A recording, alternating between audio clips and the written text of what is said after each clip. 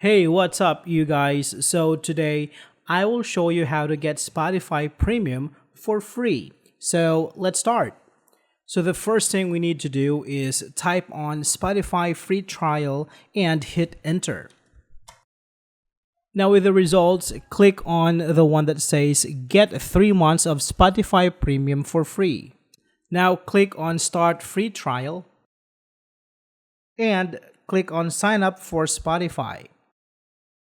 In here, you can use your Facebook account or you can also use your Google account to sign up for a new Spotify account. So just follow through the steps and the process is very simple and easy to understand.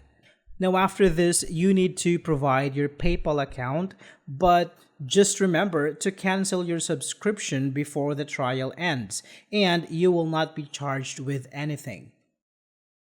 So that's it for this video, guys. I hope you find this helpful. Thank you for your time and see you next time.